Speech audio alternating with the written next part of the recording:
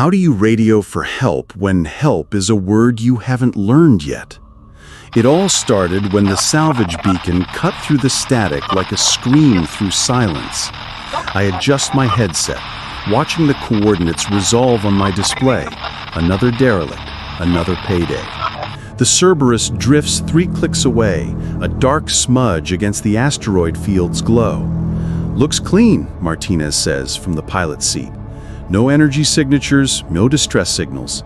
Been dark for maybe 6 months." I run diagnostics on my suit's temporal stabilizer, the familiar weight of the device heavy against my chest. Standard precaution. The docking bay of the Cerberus yawns before us like a metal throat. Our ship's lights pierce the darkness, revealing twisted bulkheads and debris. Something about the geometry feels wrong, though I can't place what. The shadows seem to bend at odd angles. Temperature's holding at -40, Chen reports. Atmosphere's gone, but the hull's intact. Whatever happened here, it was fast. I taste copper in my mouth. Nerves, probably.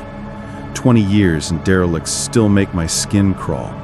But this job means 3 months' pay, enough to finally get off the circuit and buy that little farm on Kepler 442b. Sarah's been patient, but I can hear the strain in our vid calls, see it in the way she looks away.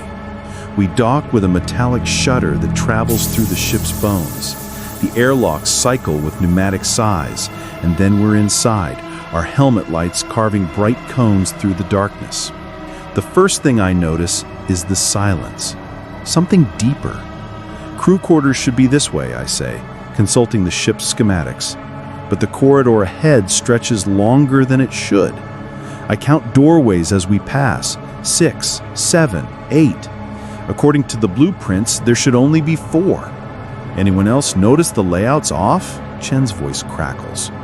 Martinez stops, playing his light across the walls.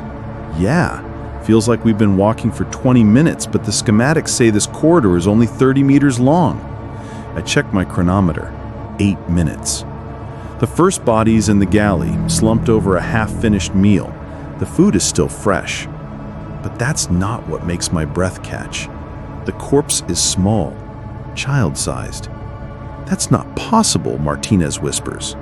Manifest says all crew were adults. I lean closer, my light illuminating the face. The features are weathered, lined with age, but compressed into the proportions of a 10-year-old. Gray hair, cataracts, all scaled down. Chen's scanner beeps frantically. I'm getting weird readings. The temporal field around the body is fluctuating. My stabilizer gives a soft warning chime. I glance at the display. Minor temporal displacement detected. The numbers are small, but they're climbing. We find the second body in engineering, another adult mind in a child's form, this one even smaller. Maybe 8 years old, with hands that show decades of manual labor crammed into tiny fingers. We need to leave, Chen says, her voice tight with fear.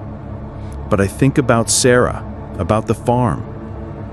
Let's check the bridge first. Quick sweep for anything valuable, then we're gone. The bridge is a cathedral of broken displays. Emergency lighting casts everything in hellish red. But it's the captain's chair that stops us cold.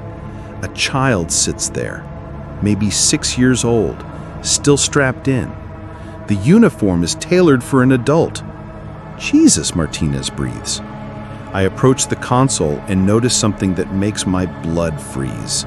The chronometer is running backwards, seconds ticking in reverse, minutes unwinding like a clock spring in rewind. My suit's stabilizer starts beeping more urgently. We're leaving, now! I turn toward the exit, but the corridor behind us has changed. It's longer, stretching into darkness that our lights can't penetrate. Chen screams and I spin around to see her stumbling, her movements suddenly clumsy. Her helmet is too large for her head now, the seal broken. In seconds, she shrunk. "Help me," she gasps, but her voice is higher, younger. She can't be more than 16 now. Martinez grabs for her, but his own suit is hanging loose. "Something's wrong," he says, and he sounds like he's 12. "I can't remember. Why are we here?" My stabilizer screams warnings at me, but I can already feel it happening. My boots are too big, my gloves are slipping, the neural pathways that store decades of experience are dissolving, memories evaporating. I fumble for the emergency beacon, but my fingers won't work right. The device slips from hands that are too small. The ship's chronometer spins backwards faster now, years unwinding. I watch Martinez collapse as his suit becomes a tent around him. Then Chen, her voice getting higher and more confused. I try to remember why I came here. The thought slips away. The only clear thought is a growing excitement about getting home to play with my toys.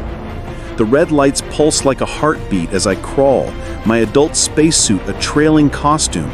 I need to find my mummy. She must be worried.